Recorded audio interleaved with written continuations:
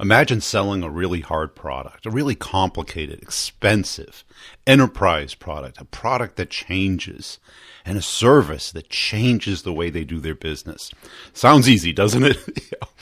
Well, I've had some experience here, so I can relate. You might have, but we're going to hear the story of a rep who's done this pretty much his whole career and has moved up within the company and is now having some great success. I think there's a lot of lessons that we all can learn from this. I think you're going to enjoy this episode. Make sure you're checking out the older ones. This whole series came about from a discussion I had on LinkedIn asking for the best salespeople. Now, I've had some good luck with this. I've had some mediocre luck with it as well. Some people can't figure out how to, show up or how to manage their time. So much for being the best. But that's okay. I'm used to it. Also, before we get into the interview, make sure you're checking out our partners over at CoVideo. CoVideo is the way to connect with people. It's by far the best video email system out there. It's a way of communicating and connecting. And the big part I teach and start the conversation, get the meeting, is that we have to connect mammal to mammal. We think we're humans, and we are, but that's the problem, is that we're thinking at the wrong level. We're over-professionalizing. We're talking about us too much. We're talking about the problem that we solve too fast. We're not connecting as humans. That's where the magic happens. That's when they know that you're on their side, that you care about them. And that comes through so much better on video. Video has been a game changer for me for a little over about a year and a half. I've kind of blown up on LinkedIn, mixing video with humor, talking about the problem in sales today. Now, some people get it. Most still don't. So if you're listening to this podcast, you're one of the smart people that get that sales has changed. It's too easy to hound people today. So the effectiveness of hounding doesn't work. Some people think it still works. And it might. You might have a big enough brand or a big enough market or a compelling enough product that hounding will work. If it does, hey, keep going, keep hounding.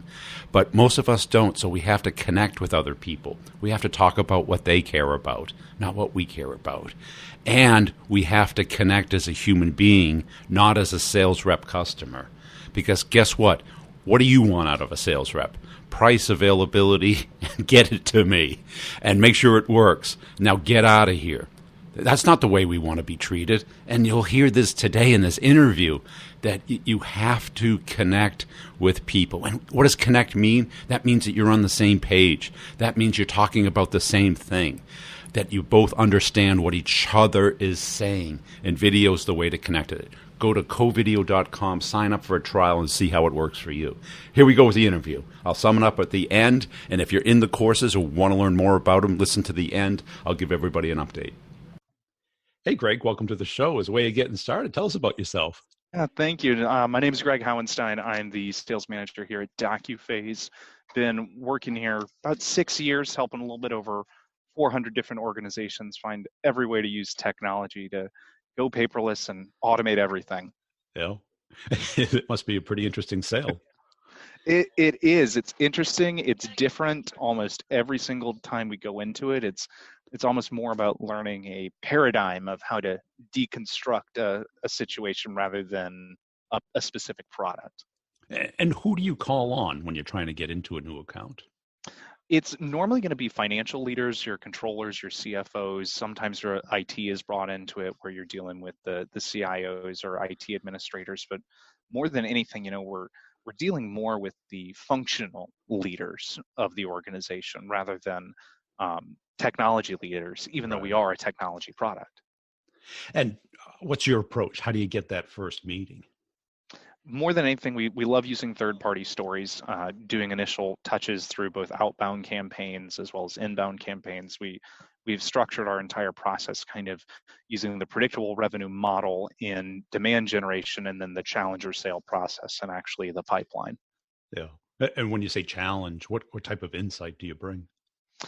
More than anything, what we're trying to do is say, we've done this hundreds of times. Yeah. How can we bring everything that now we know as best practices to your organization using a customized platform rather than saying, let's start from scratch every Right. time. So we've got lessons learned, we've got processes that we've implemented, we've got examples that we've implemented that really let us, deliver customized things at almost a predetermined timeline. Yeah. And what's the hardest part about the sale? I mean, because it's a services sale and technology, or Yes, exactly. okay, It that's really the hardest part a lot of times is moving people off status quo. It's right. it's that where we're at today is the best way It feeling that works. It exactly, somehow, because some way. it's Yeah. we're more dealing with change management even than technology, because we're talking about changing core business processes and the Right. way an organization operates, which is part of its DNA and thereby part of its culture. And you're Yeah. saying you want to change that, and it's, well, yeah, there could be a better way. And so I bet, trying to keep the ball moving is pretty Mhm. difficult. You might have a great meeting. I think everybody wants the outcome, Yeah, but exactly. but it's like traveling.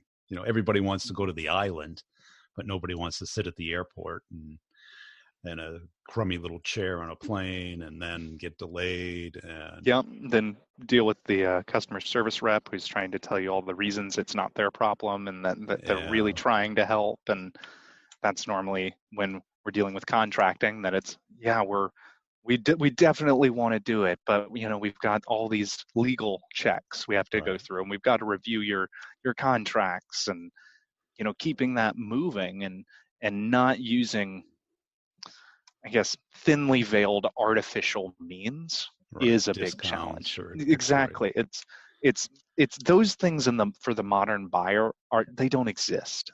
It's just not reality of what they're dealing with, and they almost, well, they discount you as a real partner Right. if you try and use those tactics. So it's, for us, more than anything, it's trying to keep a communication cadence up, and really Yeah. looking at how how quickly and how predictably are they responding back Yeah. as an indicator of, are Acid things test actually of their moving? interest. Yeah. Yeah. And give us a sense of the deal sizes. Is it probably minimum six figures? Yeah, it's, we're not talking about things that normally are things that, you know are just gut decisions you can throw on a credit card in an organization and be Right. able to do. It's large transformation projects. And what's the length of time from like initial conversation to contract? We've been looking at, rather than initial conversation, because it's a transformation project, to real engagement of when are they taking that first agreed meeting with a set agenda Yeah. to review the project, to when it's closing. Because beyond that, our BDR team's going to be reaching out to them, our email marketing is going to be reaching out, they're going to be consuming content, they're going to be engaging, but they've got to do so much internal work to actually convince the team, hey, Right. we should change the way we operate.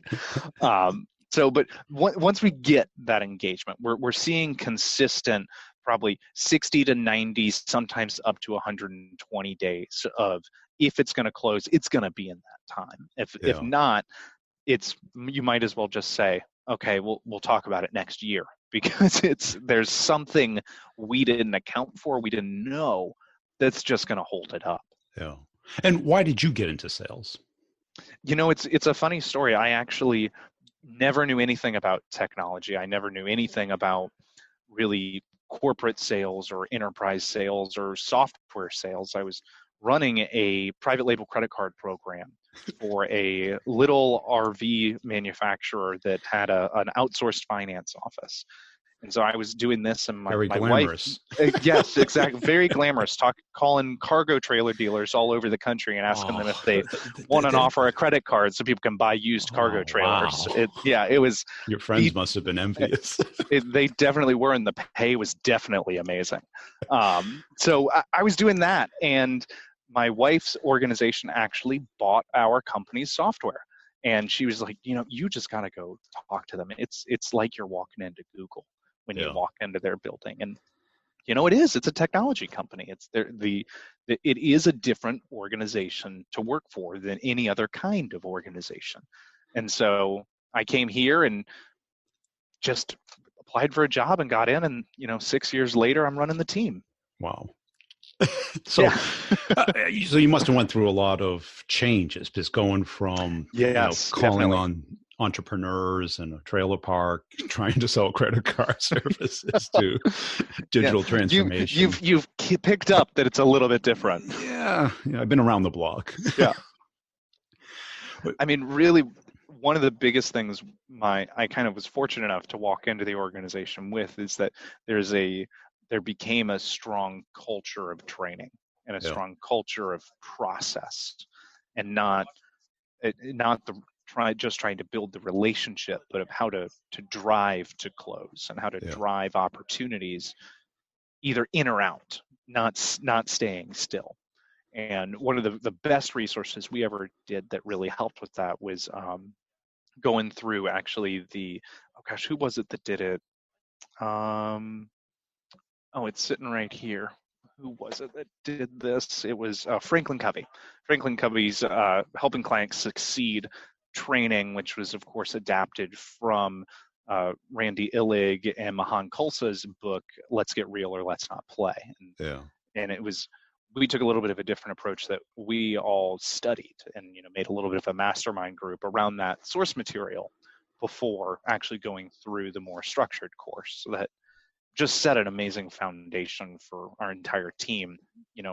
That still every month we see hints and traces of that training we did 4 years ago, 5 years Wow. ago, that makes a marked difference in the people that went through it and applied it and the ones that just sat there. And kind of what I got out of that was focus on the deals that can close, Yeah. as opposed to every deal.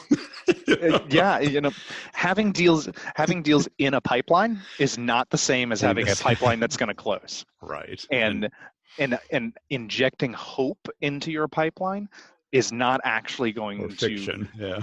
Yeah, even better example for us though. That does not get us to being the good team members that we are in the organization. Yeah. Sales is a job. Is not about just getting the deal. It's about funding the revenue machine of the organization and getting the dollars to the top line so that the operations team can then finish them on the bottom line. Yeah. Nothing happens without it. And that's why it's so important to give the rest of the organization an accurate picture of, well, here's what's going to come in. And what did you see differentiating yourself from people in the industry that weren't doing as well? What kind of characteristics, skills? Mindset? I think there's a shift in the persona of somebody that is a salesperson, especially when it comes to the complex sale, comes to things that are not B2C, that it's people that are more genuine and focused more on the customer and not that relationship.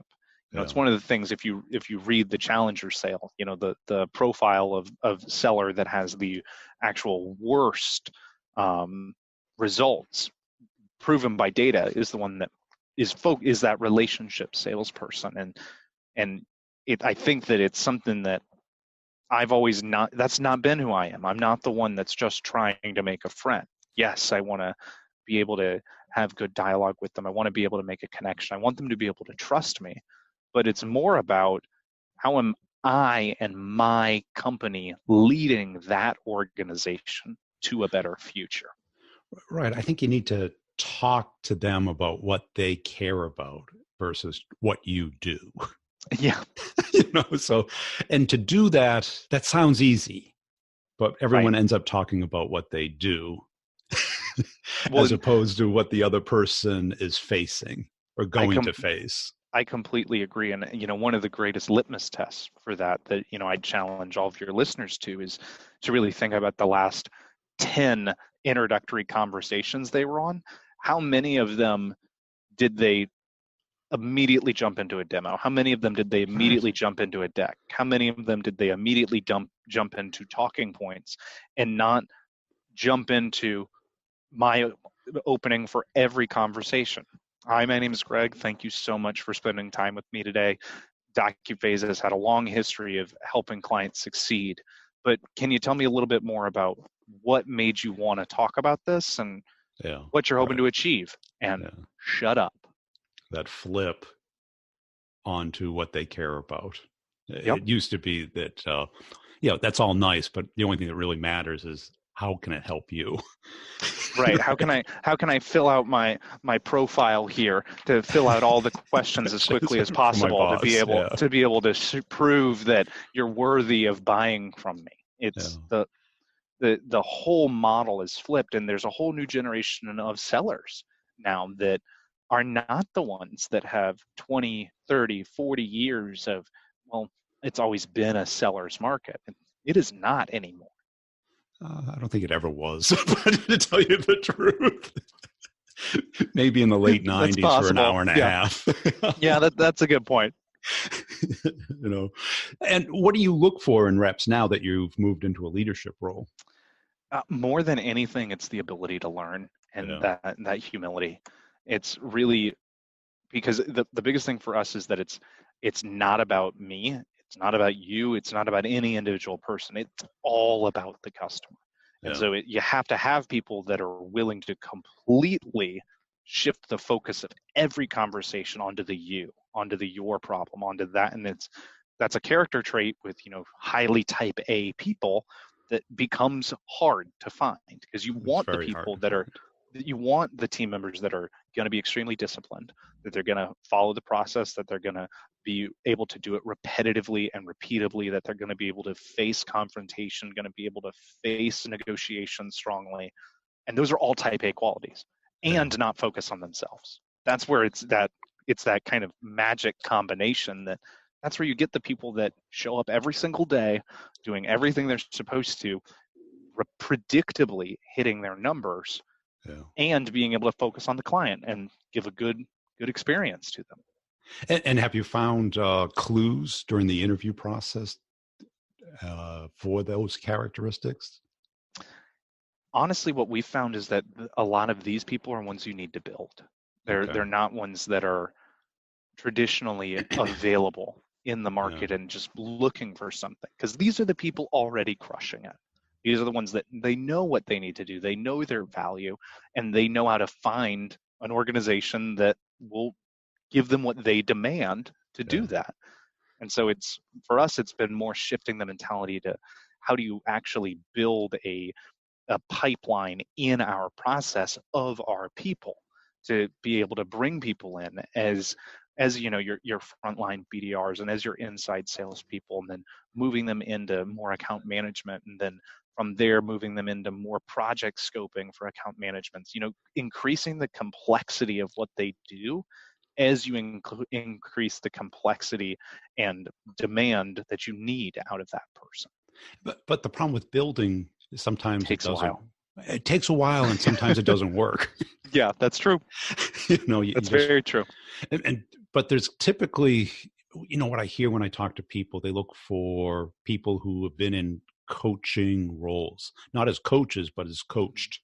Sports, performing arts, musical instruments, things that require repetition, an Yep. instructor, feedback, not being sensitive to hearing anything. Right.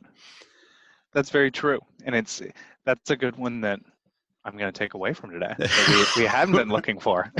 Right. And even the military, where they had to, really, they were broken down during boot camp and Yep. then built up, be able to take feedback, work within a team, understand there is structure, but then yet sales is still a performance, and a big part of it's art.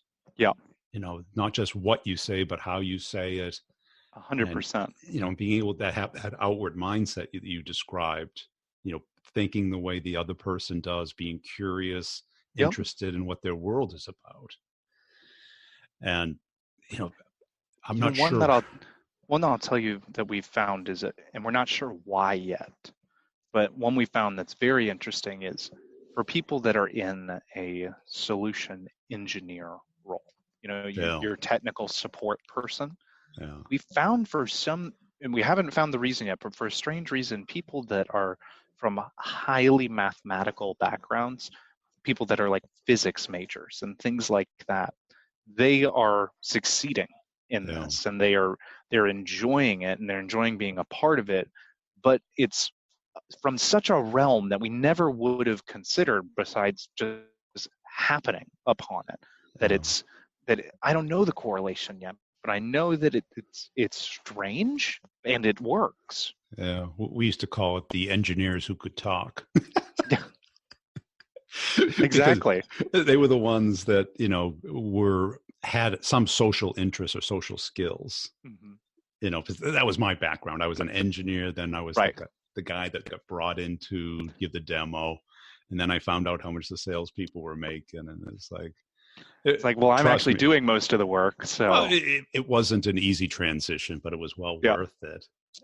But that kind of progression. How about as far as your career? What kind of epiphanies did you have as you were coming up, where you just like all of a sudden it went from, okay, I'm good. Oh, that's what I need to work on. I'd say one of the biggest ones I had was changing basically eliminating from my mind the internal beliefs around what a salesperson was. Yeah. That, for so long I had this, well, there's this me that exists, that is these things, that is in Glengarry, Glen Ross, and every other social impact of what sales is that I haven't gotten to yet. I am not that, and so I'm not going to see the results that I want. And eliminating that and just realizing that it's about nurture, not nature, in sales. That it's about what you put into it and what you build yourself up, and what tools you create for yourselves, and that everything is.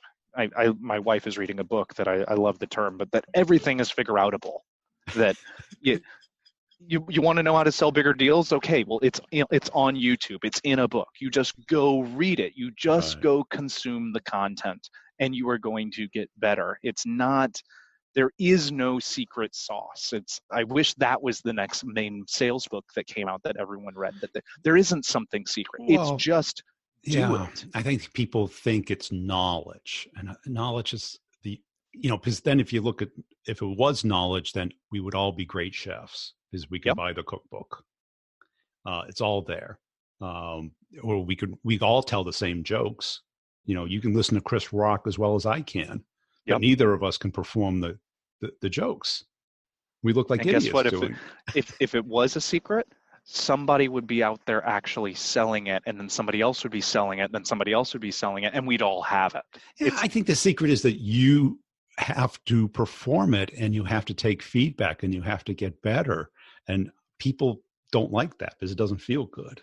That's true. The key word you said there is perform. Perform. That it is a performance. We talk about it all the time here. There is theater to all of this. There is perception management. There is how do you actually get the point across in a way that drives an incentive that's not driving a discount of your organization or driving a discount of your relationship. It's really it's all performance, because you are literally talking about, believe the words coming out of my mouth that you're going to pay all of this money and you're going to have a better future. And it's impossible to do that without putting yourself and your reputation and who you are into that. And that is hard to accept because, people read the same words, they copy the best rep, and they think, oh, it's got to be the client. It's like when your kids say, oh, the coach doesn't like me. It's like, I went through high school that the teacher doesn't like me. Then I got into college and I go, maybe it's me. Exactly. And trust me, it's always you, right? It's always you. Yeah, unfortunately. Yeah, and selling's very much like that. And I'm sure you get into the beauty contest type of sale because everyone can say what you guys say, right? Yep.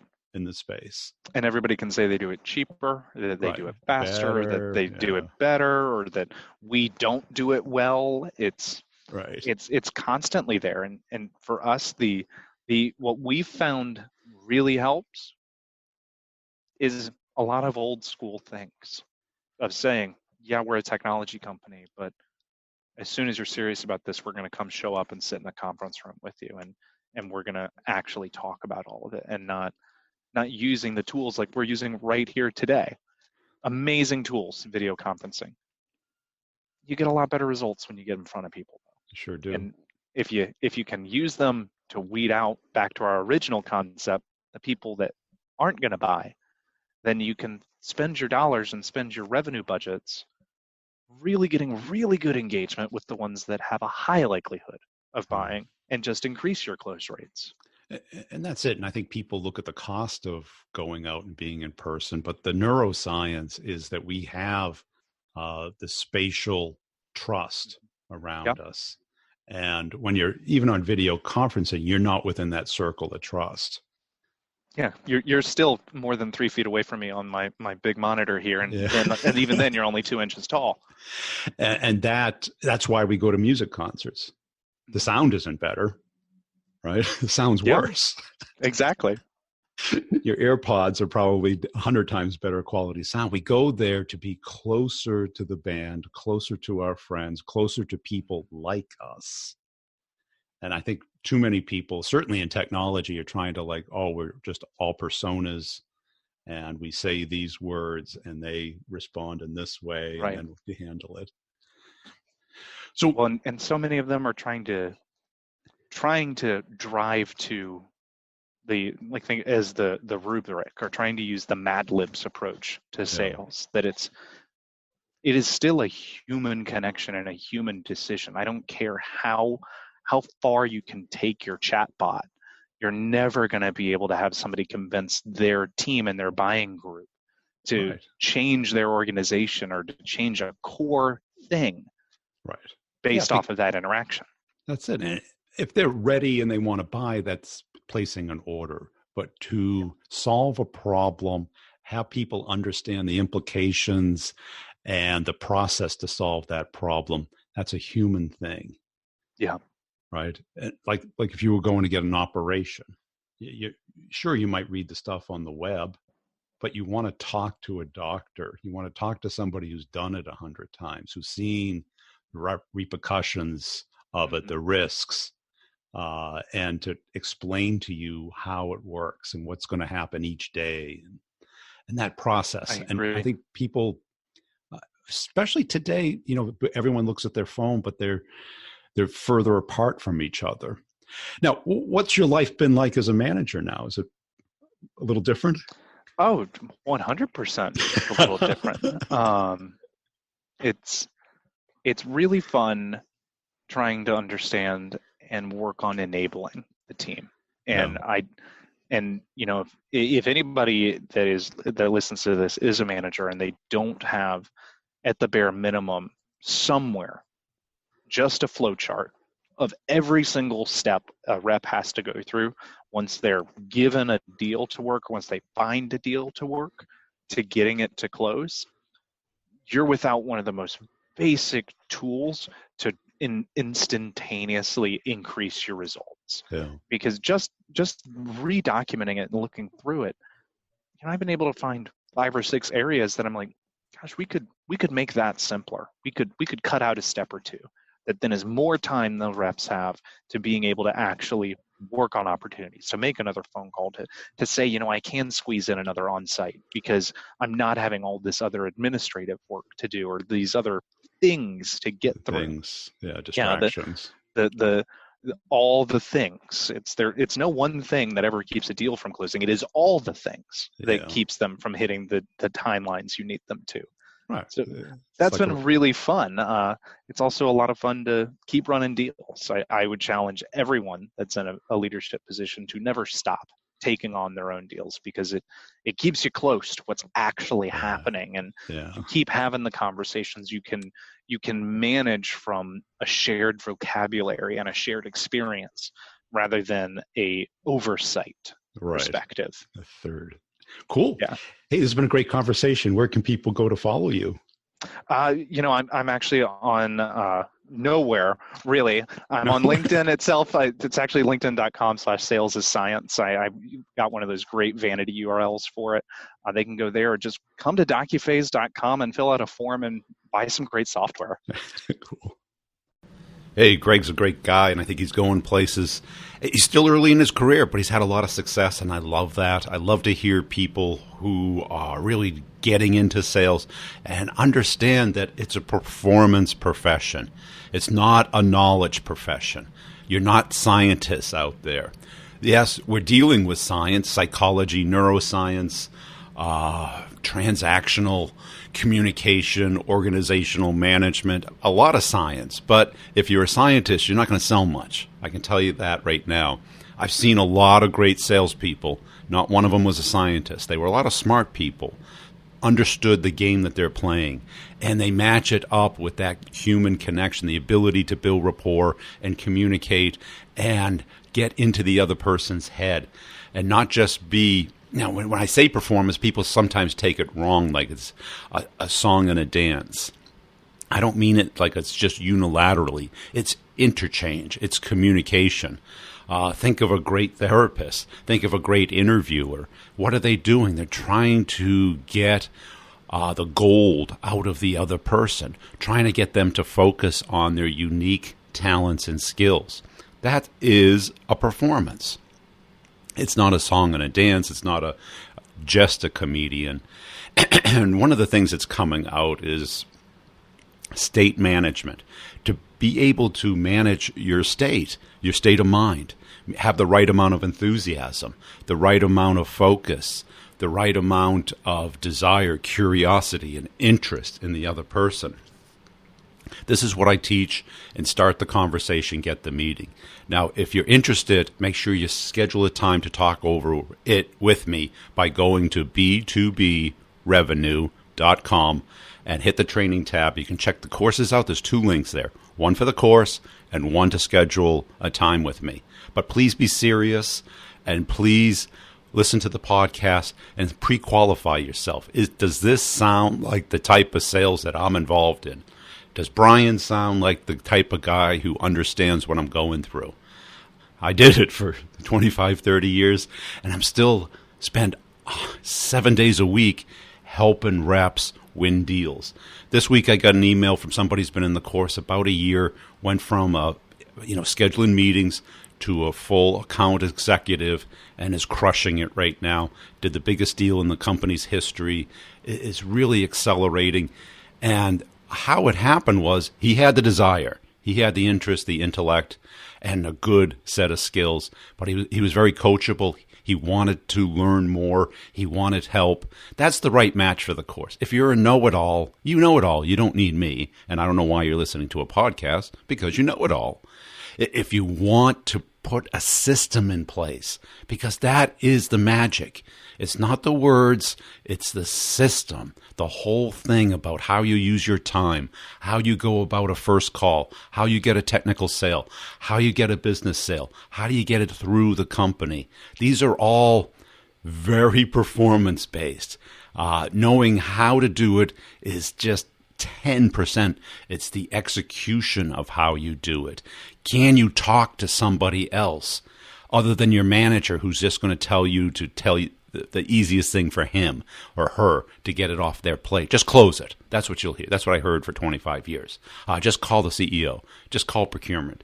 Okay, thanks. I never would have thought of that without you.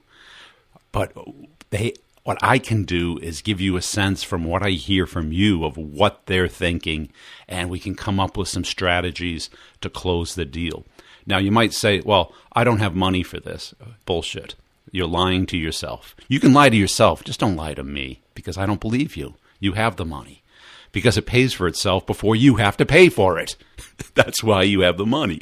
Goes on your credit card. You'll immediately get value, get 100% access to it day one. Start whenever you want. Go as fast as you want or as slow as you want.